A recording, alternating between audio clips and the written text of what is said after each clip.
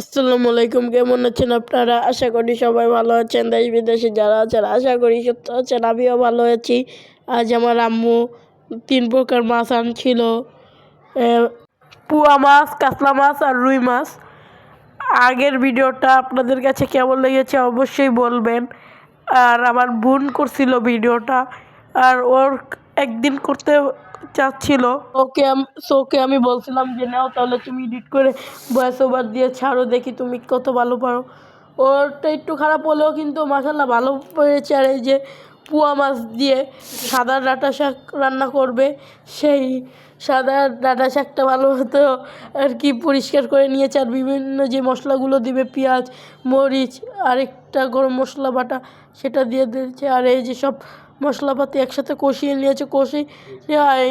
ইটা দেওয়ার ভিডিওটা আমি দিতে ভুলে গিয়েছিলাম। শাক দেওয়ার ভিডিওটা মাছ দিয়েছে, সেই ভিডিওটা দেখেন। কালারটা কত সুন্দর হয়েছে, এখনও হয়ে পারেনি। তো আপনার ভিডিওটা দেখতে থাকেন, দেখেন কালারটা কত সুন্দর হয়েছে। আর এই যে কাতলা মাছটা ভুনা করা হবে, এর জন্য মাছটা আগে ভেজে নিচ্ছে। আগে প্রথম কয়েকটা ভাজা হয়ে গেলে পরে আরও বাকি কয়েকটা ভাজবে। আর পরে যে ভাজা হয়ে গিয়েছে, ভাজার একদম তুলে নেওয়ার ভিডিওটা নেওয়া ভুলে গিয়েছিলাম। তবে এই দেখেন পুরো মশলা কষানোর ভিডিওটা।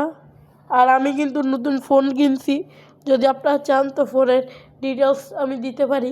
আর এই যে সেই মশলা কষানো হয়ে গিয়েছে, এখন সেই মাছগুলো দিয়ে দিল। মাছ দেওয়া হয়ে গেলে একটু কষানো হবে। কষানো হওয়ার পর একটু পানি দিয়ে হালকা একটু ঝোল ঝোল রাখবে, তবে পুরোটাই আর কি ভুনার টাইপের হয়েছে। সো ভিডিওটা দেখেন আপনারা। এই যে তারপর একটু পানি দেওয়ার পর এই আর কি ধনেপাতা দিয়ে নামিয়ে ফেলছে। তো এই ভিডিওটা ছিল এই পর্যন্ত। যদি ভালো লেগে থাকে অবশ্যই একটা লাইক, কমেন্ট, শেয়ার করবেন। আসসালামু আলাইকুম। আর আপনারা যদি চান ফোনের ডিটেলস নিতে অবশ্যই ভিডিও দিবে ইনশাআল্লাহ।